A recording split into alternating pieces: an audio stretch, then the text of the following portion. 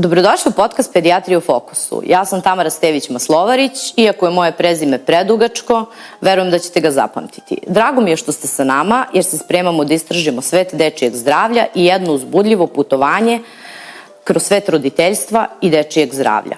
Zamislite ovo kao vašu oazu informacija i podrške. A sada, da vam otkrijem tajnu, svaka epizoda će biti kao čarobna kutija znanja, iskustva i korisnih saveta za nas koji brinemo o našim malim mališanima. Bilo da ste roditelj ili staratelj ili jednostavno neko ko se brine za dobrobit dece, ostanite sa nama, da zajedno istražimo svet pedijatrije. Želim da znate da sam majka 3 dece, Natalije, Ognjena i Sofije. Njih 3 su moji najbolji učitelji roditeljstva. A sada hajde da se upoznamo sa našom današnjom gošćom i stručnim konsultantom ovog podcasta, a to je doktorka Katarina Milošević. Ona je pulmolog, alergolog i pedijatar. Spremite se da zaronimo u svet medicine i stručnih saveta. A pre nego što uđemo dublje, hajde da otkrijemo nešto i da čujemo više o doktorki Katarini. Dobar dan i u moje ime. Zahvaljujem ti se, Tamara, pre svega na poverenju koju si mi ukazala da pokrenemo ovaj podcast i da budem stručna podrška, ni malo lak zadatak. Kad bi nešto rekla o sebi, pre svega volim što sam pedijatar, dugi niz godina, više od par decenija radim na Univerzitetskoj dečijoj klinici u Beogradu, takođe i na Medicinskom fakultetu, a i mama sam, tako da mislim da mogu da ti pomognem da, eto, što se tiče nekog stručnog znanja, i što se tiče i prevencije, jer mislim da osnov svih bolesti je prevencija. U studiju imamo stručnjaka na polju dečje gastroenterologije, a to je doktorka Mirjana Stojčić. Dobrodošli, doktorka Stojčić, i hvala vam što ste danas sa nama. Dobar dan, hvala Tamara na pozivu i meni će biti čast što ste ti, Katarina, izabrali mene za prvi podcast. Želim vam puno uspeha. Hvala. Tema je uvek zanimljiva, mislim svima, čak i oni koji nisu roditelji. Zanimljivo je da o rođacima, o deci suseda, kumova, bilo kome znaju nešto više i da mogu da pomognu. Jako je važno da imamo stručnu podršku i pravi izbor sagovornika, da mogu roditelji i uopšte svi da nađu pravo mesto za informacije, medicinski naročito, zasnovane na dokazima koji će ih voditi na pravi put roditeljstva. Slažem se, hvala vam najlepše. A danas ćemo se pozabaviti izuzetno važnom temom, a to su nutritivne alergije kod dece, sa posebnim osvrtom na alergiju na proteine kravljeg mleka. Hajde da zajedno danas istražimo temu nutritivnih alergija i razmotrimo kako se one manifestuju kod dece i kako roditelji mogu najbolje da se nose s ovim izazovima. Kaća, možeš li nam ukratko objasniti šta su to nutritivne alergije i koliko su one česte?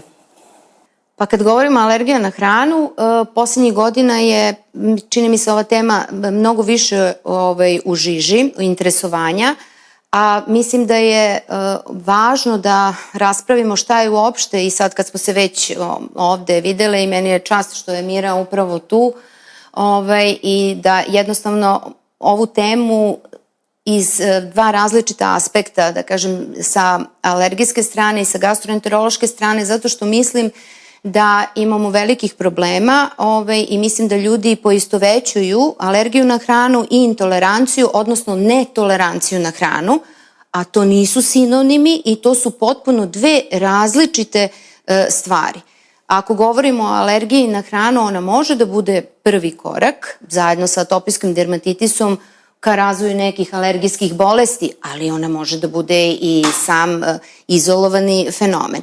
Mislim da poenta treba da bude da stvarno jednostavno kažemo ljudima šta je to alergija i šta su to alergijske reakcije, a šta je to intolerancija, odnosno netolerancija na hranu, jer mislim da su posljednjih godina, evo Mira će nešto više reći, nije važno, čini mi se, toliko koji su sve simptomi, jel tako, koji su sistemi zahvaćeni, nego ono šta ljudi rade i, obzirom da govorimo o pedijatrijskoj populaciji, jel tako, izlažu decu različitim invazivnim procedurama, a da ne govorimo o troškovima lečenja. Ali evo, Mira, mislim sa svoje strane, pa čini mi se onda da prođemo kroz taj deo šta, kako i mislim šta mi možemo sa naše strane da pomognemo i kako možemo da pomognemo da razumeju i šta je ono što oni trebaju da urade da bi svakako došli do prave dijagnoze, jer iz prave dijagnoze proizilazi naravno i lečenje ili možda ne lečenje. Tako je. Lepo je Kaća u uvodu rekla da je ključni problem razlikovati intoleranciju na hranu i alergiju na hranu. Alergija na hranu je uvek imunološki posredovana, dok intolerancija na hranu ne zahvata imunitet uopšte. Mi definišemo alergiju na hranu kao ponovljivu neželjenu reakciju na hranu koja je imunološki posredovana. I to je ključna razlika. Imunološki aparat učestvuje u alergiji na hranu, a bilo koja neimunološka reakcija je u stvari intolerancija na hranu. Ona može biti metabolička. Nemate određeni enzim da svarite određeni ugljeni hidrat, pa imate intoleranciju na laktozu, recimo, ili na određene aditive, konzervanse, što je danas vrlo često, ali nažalost teško dokazivo. Mnogi od nas ne tolerišu sulfite, imaju određene neželjene reakcije za crvene se nakon unosa, recimo crvenog vina ili crvenog bobičastog voća i tako dalje, imaju histaminske takozvane reakcije koje uopšte ne pripadaju alergiji na hranu, nego neželjenim reakcijama na hranu, ali to ljudi ne znaju da razlikuju. Najlakše je možda te dve stvari razlikovati na primjerima alergije na protein kravljeg mleka i intolerancije na laktozu. Alergija na protein kravljeg mleka, kao što je samo ime kaže, i obično jeste kod alergija, neželjena reakcija na protein je alergija, dok je intolerancija neželjena reakcija na ugljeni hidrat. I to su dve ključne razlike. Ono što ih određuje još, a to je uplitanje imunološkog sistema u alergiji na hranu, daje određenu težinu te dijagnoze alergije na proteine kravljeg mleka, jer može dovesti u najgorih slučajevima do takozvanih vitalno ugrožavajućih reakcija kao što je anafilaksija. Prema tome, dok intolerancija na hranu nikada nema te velike neželjene reakcije koje mogu da ugroze život deteta u našem slučaju kada govorimo sa pedijatrijske tačke gledišta. I to je ono što je ključna razlika.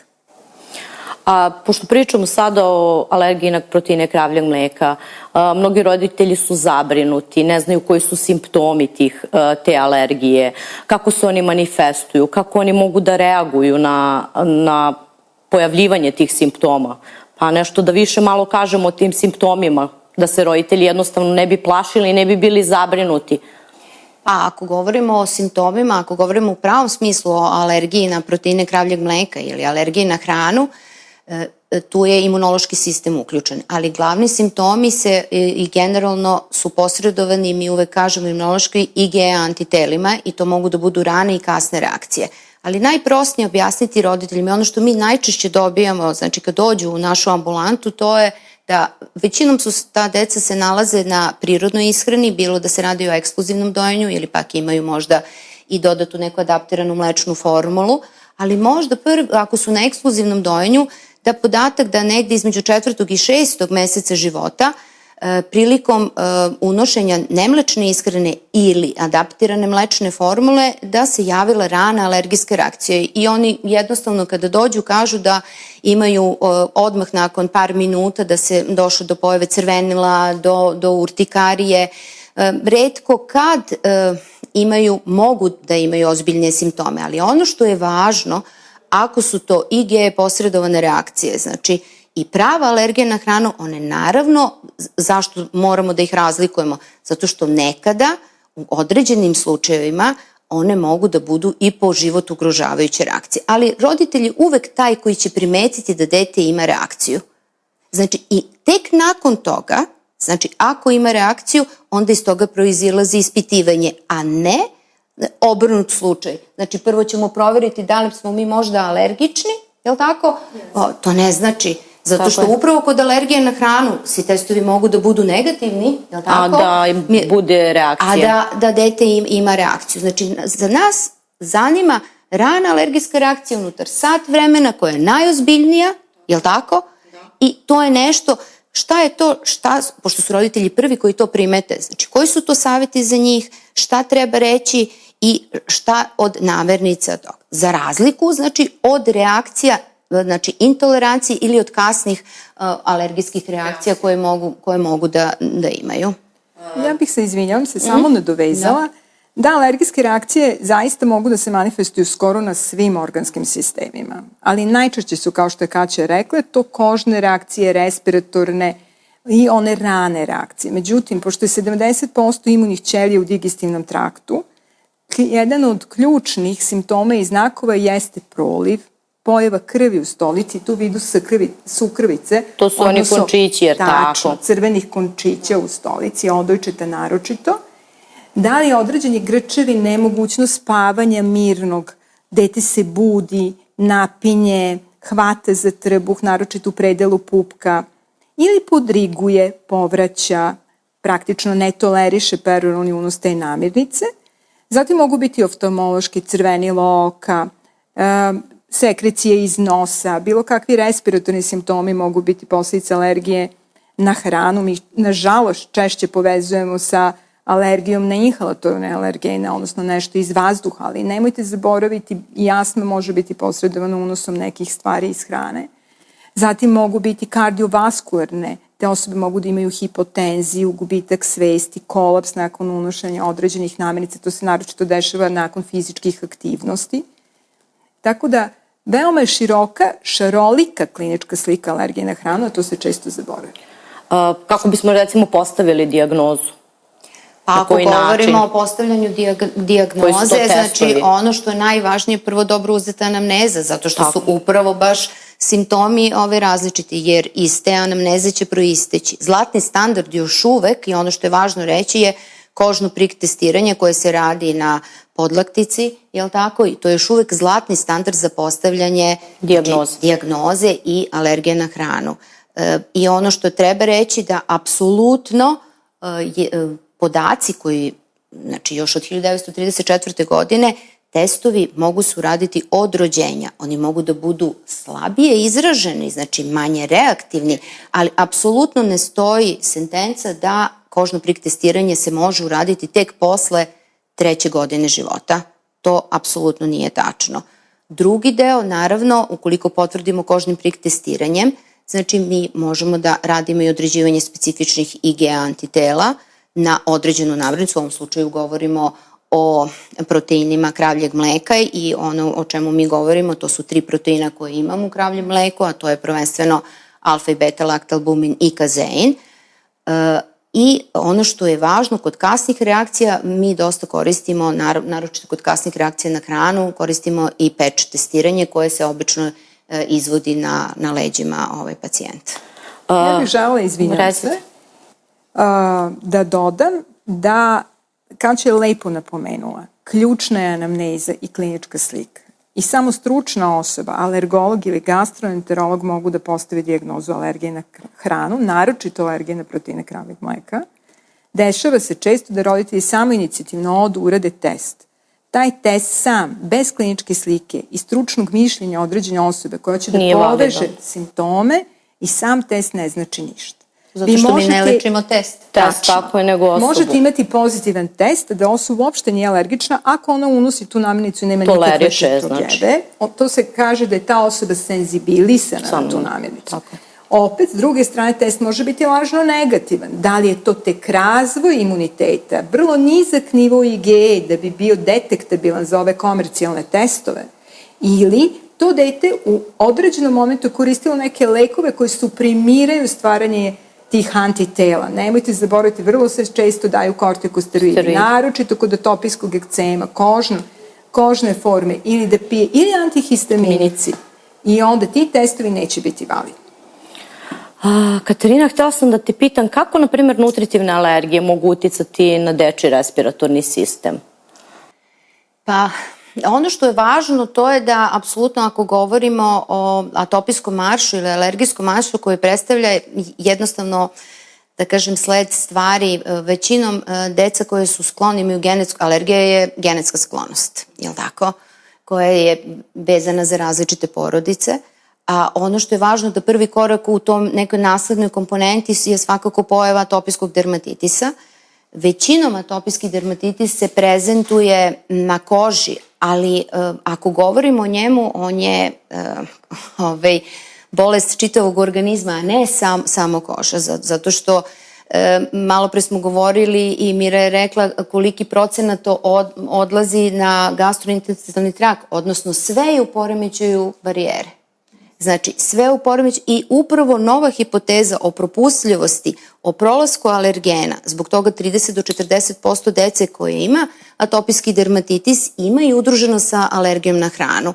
I meni, kao nekome ko se bavi respiratornim simptomima, je to možda prvi neki signal da dopunim anamnezu, a anamneza ide u pravcu da li je možda to dete skloni respiratornim infekcijama, bez obzira da li je ono recimo krenulo u kolektiv, pa mi znamo da između 2. i 3. godine života kad oni stvaraju imunitet, oni imaju 6 do 8 infekcija, to je normalno da 185 dana godišnje oni kašlju, ali da li imaju pozitivnu porodičnu anamnezu, tu je mama bitna za nasleđivanje, koliki je veliki ekcem, jel tako? Da li je udružen sa nekom alergijom na hranu, prvenstveno sa alergijom na proteine kravljeg mleka, ali ne samo sa tim, dosta je, znači ako govorimo o drugim, to je alergija na kikiriki, to je alergija na jaja, znači belance i koliko i da li često imaju bronhoobstrukcije i iz toga proizilazi onda ne samo ispitivanje na nutritivne alergene,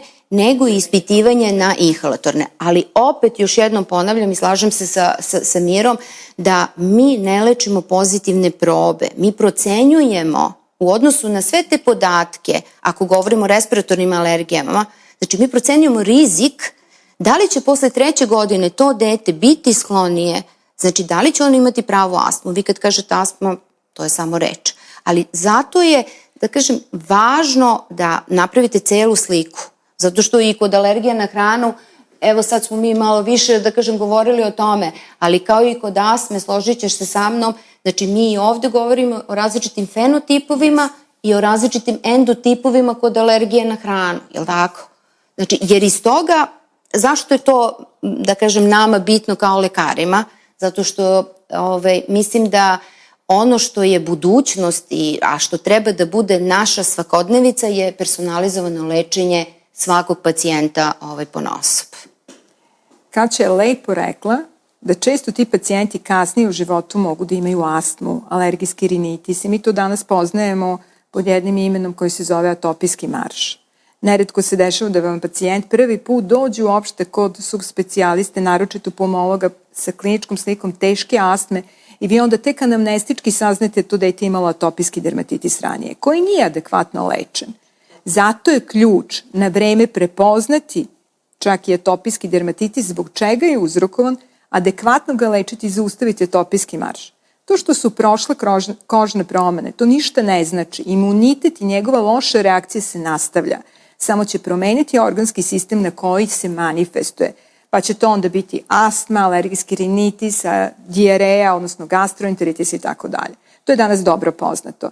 Jako je važno na početku, na prve znake alergije reagovati i adekvatno lečiti dete. A koji su to neki tretmani i strategije za upravljanje nutritivnim alergenima kod dece, uključujući alternativne dijete, terapije? Dijete je ključ. Izbegavati inkriminisanu namirnicu. Ono što sumnjamo da dete je alergično, nju to treba eliminisati iz ishrane. Najmanje 6 meseci. To je minimalan period. I potom, nakon 6 meseci, uraditi adekvatnu procenu da li postoji mogućnost od strane, naravno, stručnog lica, alergologa ili gastroenterologa, da li to dete može da koristi tu namirnicu i kako uvesti tu namirnicu. Danas znamo da, recimo, kod alergije na jaje, prvo uvođenje kasnije jajeta, to jaje mora biti jako dobro tvrdo kuvano, 15 minuta. Jako dobro termički obrađeno. Tačno. Zato što taj protein menja svoju konfiguraciju na visokim temperaturama i postane alergogen. S druge strane, dešava se da roditelji prave veoma restriktivne dijete i vrlo narušavaju kvalitet života i svog deteta. To je druga krajnost koja je jako loša.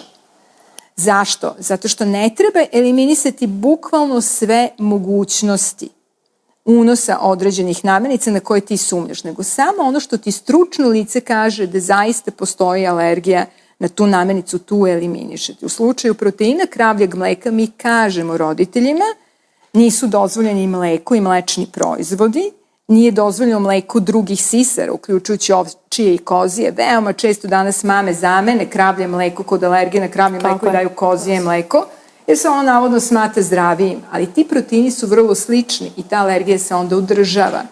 I treća stvar što obično isključujemo u najvećem broju slučajeva, to je soja, zato što ona najčešće daje tu nakrsnu reakciju. Znači može se koristiti bademovo, ovseno, Pirinčano, samo, pirinčano. što je ključ kvaliteta takvih mleka. Da. Kvalitet je u sastavu proteina i u sastavu masti. Ja ne mogu zaista da kažem da će bilo koje biljno mleko da zameniti. kvalitetno zameni mleko životinskog ili animalnog porekla. Da, ali kako ćemo onda osigurati potrebe za tim nutrijentima? Pa potrebe u nutrijentima onda ćemo osigurati ne delimičnim hidrolizatima, nego potpunim hidrolizatima. Znači i kod nas kao i svud u svetu postoje takva mleka, a samo u dogovoru sa vašim lekarom, sa njim ćete napraviti plan, ovo što Mira kaže, da li možemo da idemo sa pirinčanim ovsenim mlekom i da li je on u nutrijentnom, znači da li je ono dobro, ali apsolutno ne delimično obrana. Šta će se desiti? Desit će se da kod mleka koji nisu potporni hidrolizati, jel tako, da dete neće imati reakciju, a da onda i kažemo, aha, pa okej, to je sada prošlo, možemo da damo kravlje mleko. Malo pre Mira spomenula, govorilo je o termolabilnim i termostabilnim, zato što sve alergene možemo podeliti u dve klase, jel tako, kako reaguju. Onda će se desiti da dete pri kontaktu, znači sa kravljim mlekom, znači sa proteinima kravljeg mleka, opet ima ranu alergijsku reakciju, jel tako, jer mi smo ga sve vreme pomalo, mi kažemo, senzibilisali, jel tako, a onda je on došao u kontakt i opet napravio reakciju. Znači, jedan razgovor, jedan plan, naravno, to se odnosi i na mame, ako su deca na prirodno ishrani, apsolutno ne isključivati ekskluzivno dojenje, nego naravno nećemo sad bebi isključiti, a mama da nastavi da koristi, nego jednostavno to je jedna zajednica. Znači mama treba... Mama, apsolutno, mami se savjetuje takođe eliminaciona dijeta. Tako je, da. Mami se savjetuje takođe eliminaciona dijeta i naravno savjet, sve ono što je potrebno jednoj porodilji, koje je 9 meseci bila trudna, nakon toga, znači i dalje, jel tako, doji svoje dete, šta je njoj potrebno da apsolutno, da kažem, nema problema i ona sa svojim zdravljem. Ono što je neophodno da ta mama dojilja isključi mleko i mlečne proizvode, mleka drugih sisara, znači kozije, ovče, mleka bufala. Bilo bi poželjno da isključi soju, što je danas vrlo teško, gotovo svi fabrički proizvodi sadrže bar tragove soje. I uzme nadoknadu 1 gram kalcijuma na dan, jer mleko i mlečni proizvodi su osnovni izvor kalcijuma i ženi je neophodno sa povećanim potrebama, kao što je slučajima dojenja, da nadoknadi kalcijum. Da li možete podeliti neku priču iz prakse koja ilustruje izazove i uspeh u lečenju nutritivnih alergija? Da, naravno. Ja bih voljela, Kaća, ako se slažeš, da krenem sa ovom pričom. Veoma često se dešava da roditelji samoinicijativno, na osnovu nekih ranijih iskustava, da li im je prethodno dete imalo alergiju na proteine kravljeg mleka ili su oni sami imali alergiju na proteine kravljeg mleka, odluče da sami krenu sa ishranom svog deteta bez proteina kravljeg mleka navodno i odlaze u apoteku i kupuju takozvane hipoalergijske formule ili takozvane HA formule, koji su parcijalni hidrolizati. To je daleko najčešća greška. Parcijalni hidrolizat uopšte nije namenjen za decu, ni koje su eventualno niti kod koje je dokazano alergične na proteine kravljeg mleka. Samo inicijativno lečenje je jedno od najloših vidova lečenja, naročito kod alergije na hranu.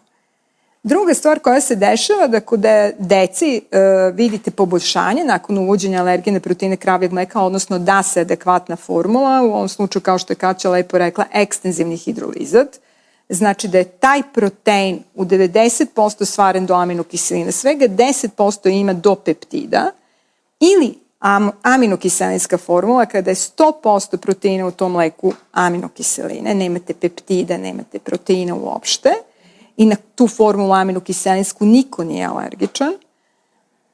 Znači, krene se sa pravim mlekom, pravom ishranom, pravom dijetom i onda se vidi da je dete dobro i onda se pokušava minimalne neke količine mleka da daju i to je ta zabluda o kojoj je Kaća pričala. Detetu se klinički ništa na prvo oko ne vidi, ali za par meseci ona ima ozbiljne probleme. Neke druge autoimune bolesti, neke druge alergije, odnosno poremećaj imuniteta, menja ciljni organ i tako dalje. Znači, roditelji su nestrpljivo završili lečenje, nestručno vođenje ranije nego što je potrebno.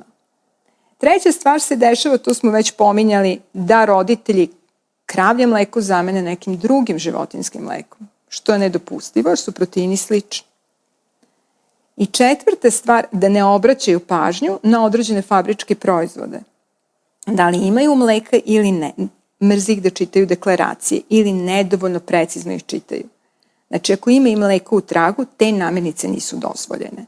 Nažalost, loše za naše društvo što mi nemamo sistemsku kontrolu proizvoda hrane na našem tržištu, tako da je u Srbiji gotovo sve neprovereno. Sem prve garniture proizvoda koje ide na testiranje, kasnije nemate sistemsku kontrolu određenih namirnica.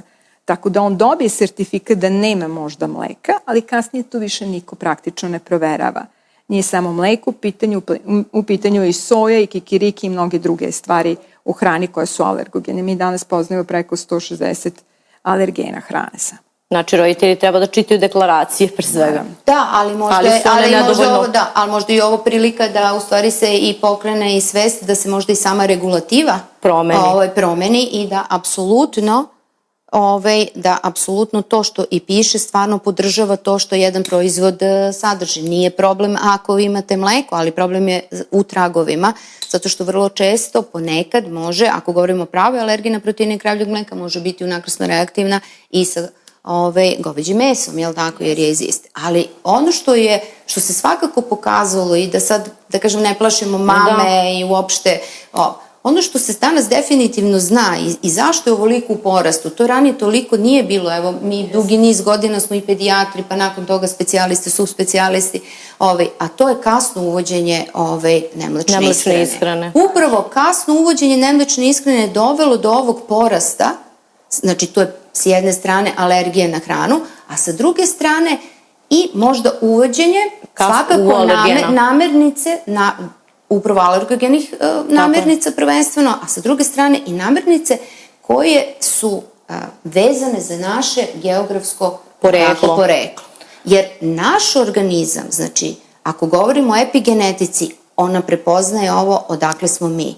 Ne mogu prve namirnice biti nešto što nije sa ovog područja. I mislim da apsolutno treba govoriti, treba odgovarati i treba jednostavno običnim jezikom, odnosno jezikom i roditeljstva i stručnog, svakako stajati iza toga i objasniti. Mislim da, eto, moje neko iskustvo, roditelj je uvek taj koji hoće da posluša, ali da mu objasnimo. I ovo što je Mira rekla, apsolutno se slažem. Šta je trenutno najveći problem u ambulantama, a to su samo pozitivni testovi koji to nisu, zato što u poslednje vreme čak dolazi do prilagođavanja tih nekih rezultata, pa vrednosti koje su svakako, kako govorimo o specifičnim IG antitelima, bile, zna se šta je nešto što je pozitivno, što može da izazove reakciju, a šta je negativno. Znači, pozitivan test ništa ne znači, jel tako? I pitanje šta je pozitivnost, svakako da vam uvek stručno lice taj test rastumači, odnosno i da to lice koje vas upućuje da radite sve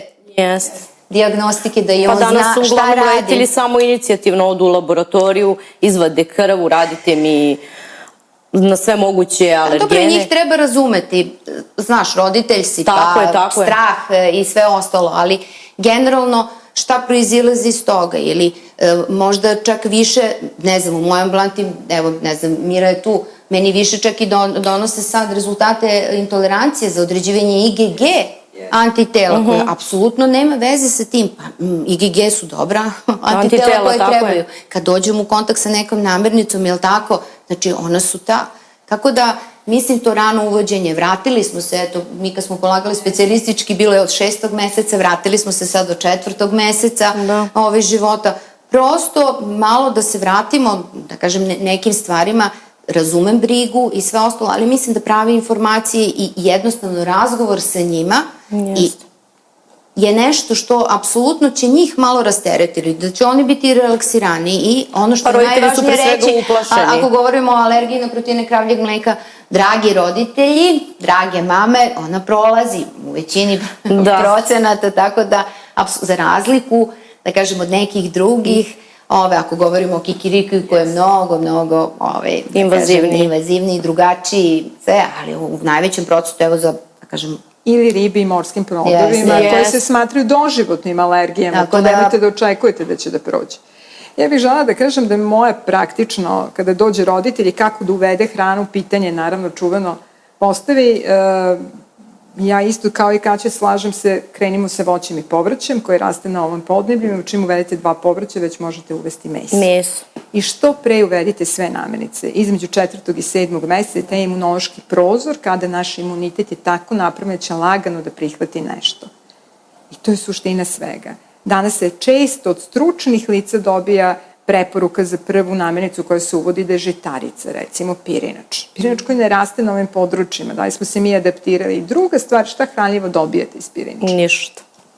Pa daj da krenemo s nečim što dete tu će koristiti. Tako što ima je. vitamine, proteine, ugljene hidrate koji su lagano apsorptivni. I nemam ništa protiv manga i papaje, Ali jedno od Ne mora narednih to da bude prva namirnica. ali koje se mislim da uvodi. jabuka je nešto što bi Kraljica svog trebalo voća. u Srbiji, mislim, apsolutno sve, ali generalno i naš organizam, je li tako, i organizam deteta treba da prepozna, da se nauči i sve ostalo.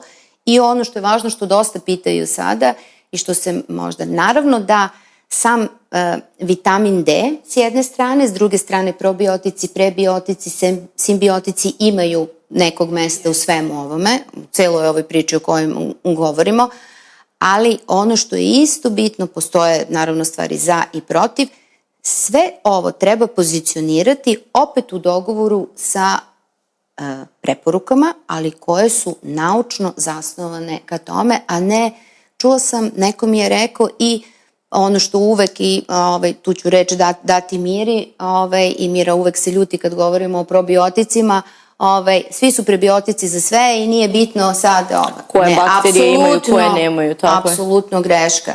Da bi od njih dobili i iskoristili maksimum, je li tako? Pa mi moramo, eto i to je personalizovana medicina, pa mi ih moramo dati onome koje treba, baš taj koji treba. Znate, doktorka, znate, ja sam danas kupila taj, da li ste vi čuli za taj probiotik? Kakav je? Ja sam čula, to je fantastično. Mislim, da ne govorimo o ceni i o svemu, apsolutno, ono što je važno, i eto, ja bih sad Miru i pozvala možda malo skretanje s teme, ali i ne samo to, zato što ako govorimo o terapiji, rekli smo eliminaciona dijeta s jedne strane. Pod broj 1. Jel' tako? Rekli smo o hidrolizatima, jel' tako? Jeste. Ono što je zadnjih posljednjih 5 godina, ako govorimo o mojoj oblasti, o čemu se dosta radi, to je imunoterapija. Počeli smo da je radimo, imamo, da kažem, dosta izazova u tome, broj pacijenata i, da kažem, ima tu dosta, ali generalno i to je jedan vid lečenja, a naravno svakako da su tu i probiotici. Ali evo, Mira je ta koja će vam baš reći šta treba i naravno pozivamo mame da, mislim, ovo je prava adresa za sva pitanja. Ja obožavam probiotike i naravno gastroenterolog sam i pedijatar po sopstvenom izboru. Prvo zato što mi je sve lepo kod dece, a drugo zato što je duboko verujem da sve bolesti kreću iz creva, kao što je to davno Hipokrat rekao. A sad ću se vratiti na Kaćinu temu, a to je da probiotici jesu jedan od ključnih vidova lečenja i prevencije naročito, alergije. Carski probiotik za alergiju, odnosno soj koji najviše ima naučnih dokaza, to je naravno Lactobacillus rhamnosus GG ili kako ga mi zovemo žargonski LGG ili LGG. Imate ga u raznim proizvođačima, ja neću imenovati fabričke proizvode, ali on ima daleko najviše dokaza, naročito za prevenciju alergijskih manifestacija. Kod dece koji imaju siblinga ili roditelja koji ima atopiju u porodici, uopšte generalno, to je prava adresa. Ajde da se vratimo sad ono što takođe brine jako roditelje, a to je boravak u vrtićima i školama, izazov što se tiče ishrane. Pa kako to možemo, kako se zove, da im nekako olakšamo? Pa edukacijom roditelja i naravno dece. Deca moraju biti uključene bez obzira na uzrast u to. Ima jedan američki princip, a to je 4P, a to je prvo se zaustavi kada dođeš do obroka, zapitaj se da li tu ima inkriminisane namirnice, zatim pitaj prvu odraslu osobu koja se nalazi da li te inkriminisane namirnice ima, znači proveri sam sebe i tek potom obeduj. Amerikanci su vrlo praktični i to su lepo napravili. Kada tako dete naučite od malog uzrasta da obrati pažnju na ono što jede, da pita da li ima to na što je alergično u obroku koji je dobilo, veoma je lako kasnije razgovarati i lečiti takve pacijente. Jako je važno da roditelji budu edukovani gde su sve potencijalne mogućnosti da se određene inkriminisane namirnice nalaze, da jako dobro čitaju deklaracije, ali ključna je i edukacija šire javnosti. Zašto? Zato što se najčešće, najteže alergijske manifestacije, anafilaksije dešavaju van kuće, na javnim prostorima, u restoranima, školama, Vrtićima. Jeste. Tako da svaka vaspitačica, učiteljica, nastavnica, svo restoransko osoblje od kuvara, konobara i tako dalje trebalo bi da bude edukovano kako da postupa u tim uslovima kada dođe do eventualne anafilaktične reakcije koja ugrožava tog potencijalnog pacijenta. Treba edukovati širu javnost da nije sve jedno šta se proizvede i šta piše na deklaraciji, naročito sve proizvođače hrane, oni koji je proizvode, oni koji je transportuju i oni koji nam je serviraju. Pri tome da ne idu onu drugu krajnost, a to je da na svim proizvodima svojim odreknu se mogućnosti alergijskih manifestacija, napominjući u deklaraciji mogućnost u tragu nalaska određenog alergena. Zato što i taj trag može da izazove... Jeste, ali često da bi se oprali takozvano pravno, oni napominju da je mogućnost u tragu, iako možda uopšte nije, a time se u stvari kvalitet tih naših malih pacijenata sa alergijom na proteine iz hrane drastično smanjuje, jer njima se sužava izbor namirnica, time što je neko sebi olakšao posao i to napomenuo, a možda uopšte ne dolazi u obzir da ta određena supstanca se nalazi u datom proizvodu. I naravno treba formirati regulatorna tela koja će da kontrolišu proizvođače, distributere i nama servisere hrane, takozvane, da vidimo šta se dešava u celom tom procesu, da li ima mogućnosti kontaminacije određenim alergenima. Pa da, industrijska hrana je pogotovo puna raznih aditiva koji mogu biti recimo genotoksični i tu uopšte nije regulisano lepo našim zakonom koji su aditivi toksični za organizam i deca i odraslih. Pa jeste, ali mislim da se neke stvari malo i menjaju i da recimo ako govorimo o predškolskim ustanovama na teritoriji grada Beograda, apsolutno ovo što je Mira rekla, dosta se radi na edukaciji znači osoblja i stanje se značajno promenilo, a to je da naročito kod dece koji imaju ozbiljne alergijske reakcije gde su jednostavno nisu mogli da posećuju kolektiv, apsolutno sada mogu da idu, da apsolutno postoji osoba koja samo za njih priprema hranu, tako da, ali stalno mislim da je osnov edukacija i nešto se, da kažem, menja i to je ono što je dobro, zato što dovoljno što im je kvalitet života narušen, a sa druge strane ono što moramo da sprečimo, a to je po nekim podacima, mislim što me strašno zabrinulo, sad kad sam se pripremala za ovaj podcast, to je da 45% mališana u svetu podleže različitim vrstama nasilja zbog toga što imaju alergiju na hranu. To je strašno. To je nešto što je strašno i što je apsolutno, znači, oni su zdravi. Znači, oni nisu bolesni. Ono što je najvažnije u svakom detetu reći da je ono zdravo, da je to potpuno sve u redu. Ono zgleda iskreno i očekuje od vas upravo tu pomoć. A pri tome mi ne pričamo o nekim retkim bolestima. Danas je alergija na hranu u Evropi kod dece prisutna kod svakog 15. deteta. Što bi rekao, u jednom razredu imate već 2 dece koje su alergični na nešto od hrane.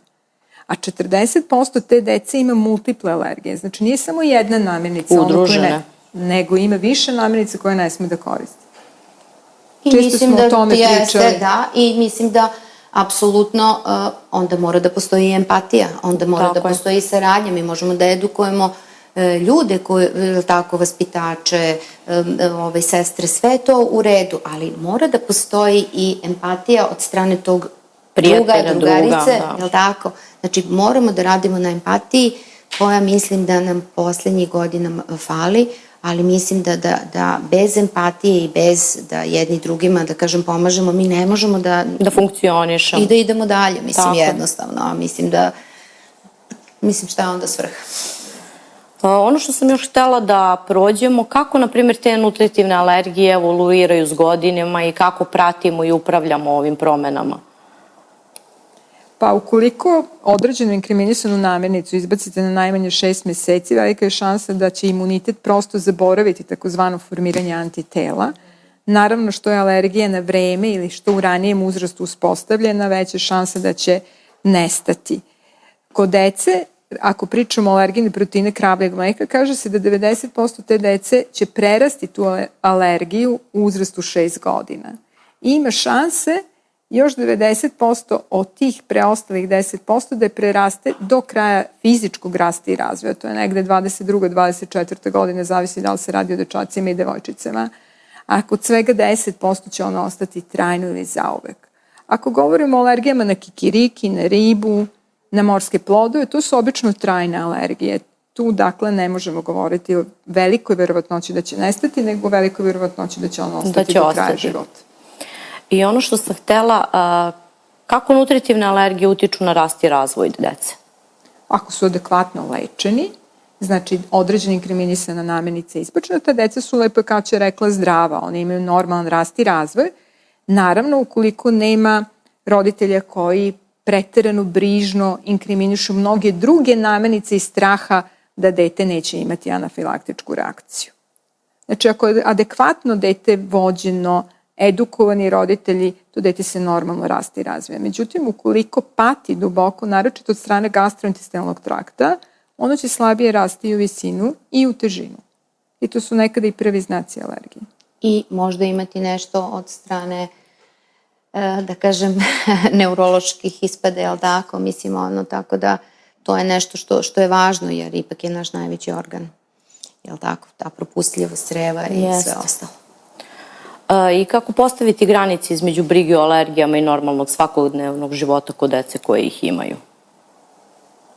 Pa edukacijom, svakodnevnim životom. Evo, iz svega ovoga što smo rekli, mislim, ima dosta stvari. Znači, imamo dobru dijagnozu, imamo terapiju, imamo odličnu saradnju, ali pre svega moramo da imamo poverenje u svog lekara. Ako imamo poverenje i jednostavno mora da postoji uzajemno poverenje, da bi onda i taj deo, mislim, i uspešnost svega toga bila dobra. Mene često pitaju koji su to najbolji pacijenti. Ja kažem, oni koji slušaju, koji imaju poverenje u svog lekara. I šta je novo u istraživanjima i terapijskim mogućnostima za lečenje alergija?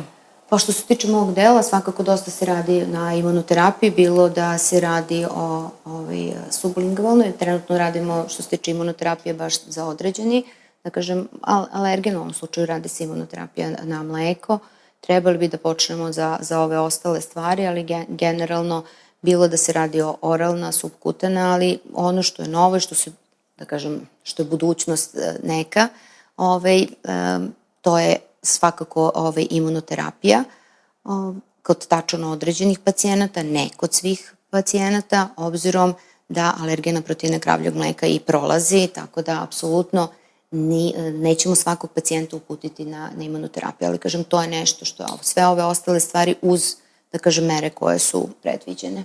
Sa gastroenterološke strane ja mogu da budem sretna što se nekoliko godina unazad na našem tržištu i tržištu uopšte svetskom pojavile su se te ekskluzivni hidrolizati i aminokiselinske formule koje su specijalizovane recimo za decu koja imaju regurgitaciju ili imaju kolike ili tako dalje. Često su ta deca posmatrana da imaju jedan problem i oni ne mogu imati refluks ili ne mogu imati kolike ili nešto, što nije tačno naravno.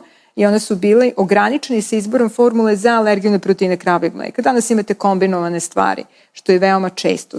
Svako dete gotovo u prvo 4 meseca života bljucka manje ili više, odnosno ima takozvani gastroezofagealni refluks. Ukoliko uz to ima i alergiju na proteine kravljeg mleka, njegov izbor je bio ili ćeš koristiti antiregurgitacionu formulu ili onu koja je namenjena za alergiju na proteine kravljeg mleka, odnosno aminokiselinsku ili ekstenzivni hidrolizat. Danas već imate formule koje su i ekstenzivni hidrolizati, recimo i antiregurgitacione formule.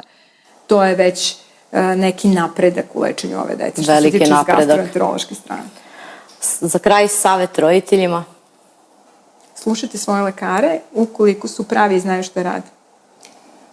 Pa uživajte u roditeljstvu i slušajte svoju decu. Hvala vam lepo.